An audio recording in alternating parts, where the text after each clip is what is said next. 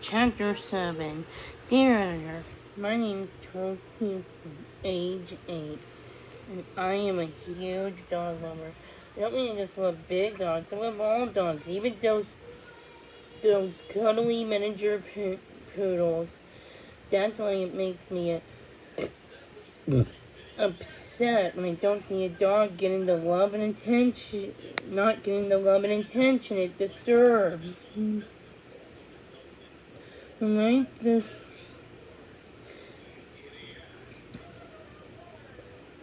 beagle puppy I know who is always tied up in a garage. He is so sad and lonely that he howls all day.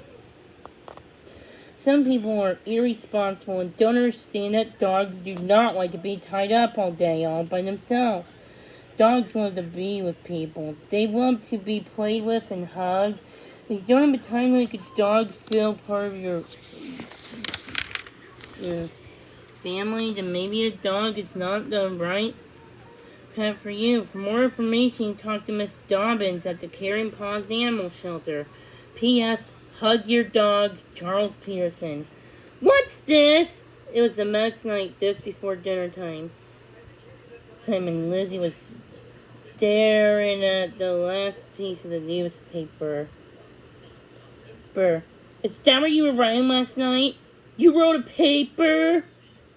Charles snatched the paper away from her.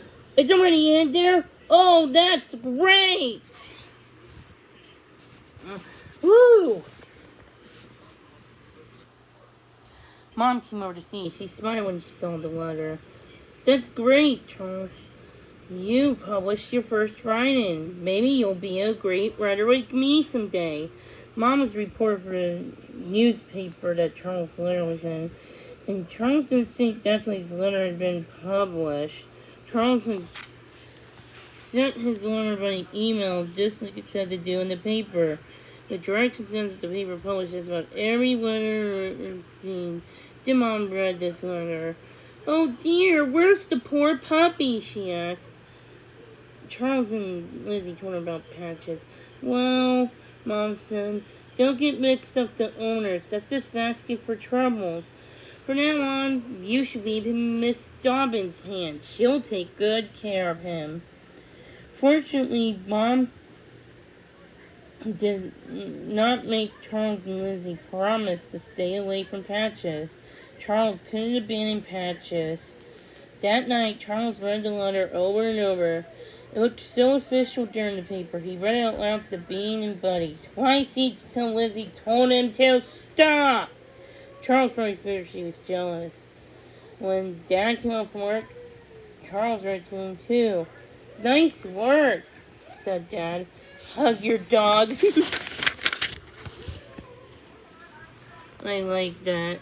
He reached down to pet Buddy, and then the Bean. The next day at Charles' school, everybody was talking about his letter. His teacher read it out loud to the class, but a lot of kids were seeing it. Hug your dog! People keep saying to Charles when they passed him in the cafeteria or saw him him at the playground. Even the principal said it. Everybody seemed to think Charles' letter was really good. Oh my gosh, you're famous! Sammy said. It was after school and they were biking over to the haunted house. They still called it that even though it wasn't really haunted. They were going to check on Patches again this time. Lizzie was coming with them. I could have written that letter for you guys, Lizzie said. But you didn't, Charles pointed out. I did. Lizzie had no answer, so she changed the subject. Is that the haunted house? Where's the puppy? I can hear him howling already. Shh. Charles put his finger to his lips. We'll leave our bikes here. See if anybody's home before we get to Patches. Noelle's truck wasn't in the driveway. Oh.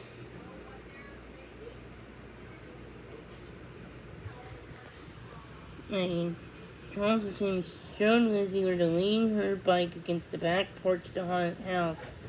Hey, I'm leaving. Yep. Yep, love you too. They then climbed onto the porch and peeked through the vines. Patches was tied up as usual. He sat with his head back and his floppy ears hung open. They swung back and forth as he howled with all his might. Woo! I'm so lonely. Aww, Lizzie said. No car in the driveway, Sammy said. And there's no bikes in the driveway, Charles said. And if that old man's in the house, he never seems cold anyway. I guess the coast is clear. All three of them dashed down the porch stairs.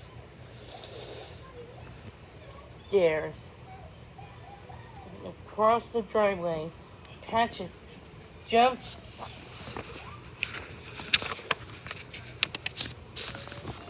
up and stomped. His little tail wagged so hard that his whole body came like he happily licked Charles' face, Sammy's hand, and Lizzie's toes.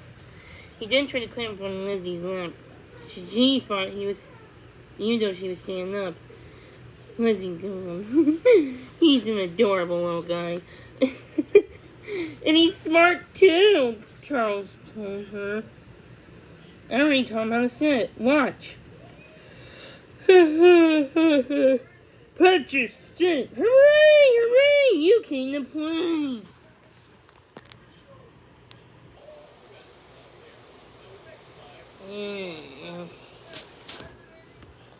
Instead of sitting, Patches spun around in circles, howling joyfully. Roar! Well, we're working on it, Charles said, shrugging. They played with Patches until they heard a car come up the street. Uh-oh!